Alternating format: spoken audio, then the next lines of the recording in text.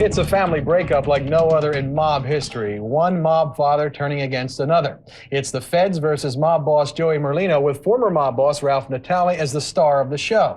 Tonight in a Fox Undercover special report, the downfall of Skinny Joey and the FBI's secret tapes of former mob boss turned informant Ralph Natale. Dave Schratweiser joins us now with the story and the tapes. Jill and Rich, Joey Merlino is now set to stand trial in March.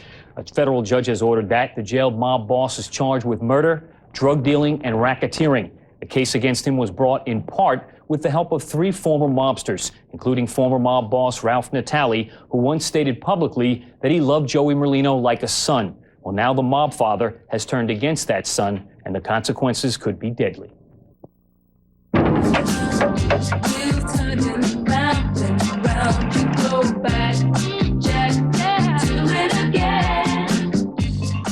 If Joey Merlino had a weakness, it was gambling. He called himself a degenerate gambler. The more he gambled, the more money he needed. Joey was about making money wherever he could make money, grabbing a buck here, grabbing a buck there. And when I say it wasn't real sophisticated, it wasn't. It was very typical, hang on a corner, what do we got going today kind of thing. And even though he became the underboss and then the acting boss, he still had that mentality. I mean, you listen to the tapes, he and Previty and Joey saying, you know, who can we rob? What can we grab? Can you get me some Rolexes? I could sell them on the street myself. Merlino's love for money led to many battles. John Stampa, who headed the mob in the early 90s, got so frustrated with Merlino's gambling and disrespect for his leadership, he plotted to kill Merlino nearly a dozen times, all unsuccessful. The guy had 9 lives. I mean, they put bombs under his car, the bombs didn't go off. You know, they're setting up ambushes and it never happens. So yeah, in a lot of ways, you know, somebody told me a while ago, you know, in that particular business, it's good to be smart, but it's better to be lucky. And Joey was very lucky for a long time. I'm going to Disney World. Going to Disney World? But when Merlino's luck went bad, he stopped paying his debts, which mob watchers say ran into the hundreds of thousands of dollars. He was a great one for, he won the bet, and as soon as he won, you better get the money up. When he lost, you had to track him down, and a lot of times you didn't pay it. Fed up with Merlino's missteps in 1998, the New York mob fathers put out a contract on his life. They were willing to pay $500,000 to whoever took the contract. Merlino just laughed it off. I mean, the number we're hearing is $500,000. $500,000, I'll kill myself. Joe Merlino's the kind of guy who's going to say to himself, you know, I don't know what the rest of my life's got. So while I'm living it, I'm going to live every day like it's my last. As long as Joey stayed with that core group of guys who grew up with him around 12th and Wolf, the feds could never get inside that inner circle. When he started to drift outside it, when he started to deal with Ralph, when he started to deal with Previty, he's jammed up. I felt like Monica Lewinsky.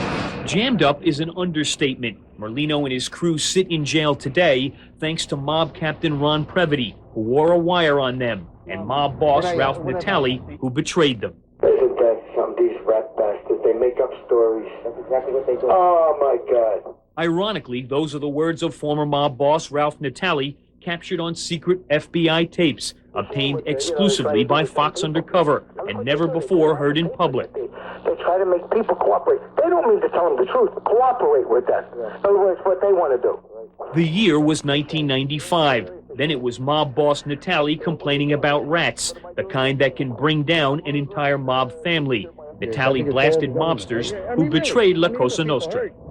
But this stuff where they allow informants to walk clean and clear away. The so-called people who did the shooting are away, and now they're putting other men in jail.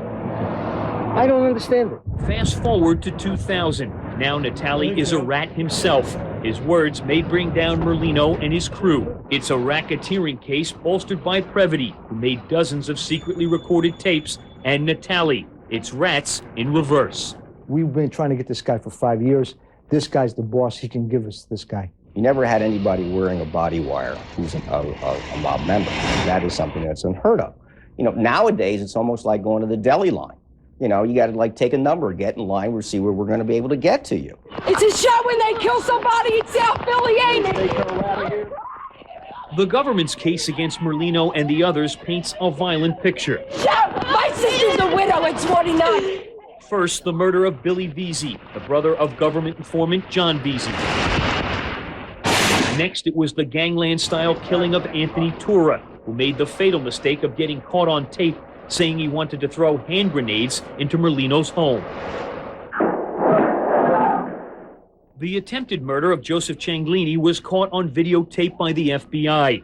Now Merlino, Mazzone, the mob's number 3 man George Borghese, and longtime Merlino pal Marty Angelina stand charged in the case. Merlino's boyhood friend Tommy Scafidi is pointing the finger at this crew. Scafidi says he was there when the attempted hit went down. You have in Philadelphia a street gang in mob disguise. A viewing being held tonight for a man gunned down while on trial for attempting a mob hit. 61-year-old Anthony Tura shot in front of his South Philadelphia home last Wednesday. He was on his way to court where he was on trial for attempting to kill mob boss Joey Merlino. The jury returned guilty verdicts in the case. Police are still investigating Tura's murder. Meanwhile, Joey Merlino, who is among those being questioned in Tura's murder, will celebrate his second daughter's christening today. The ceremony will take place at St. Edmund's Catholic Church in South Philadelphia, with a party to follow. Merlino has claimed he has no involvement in the hit on Tura.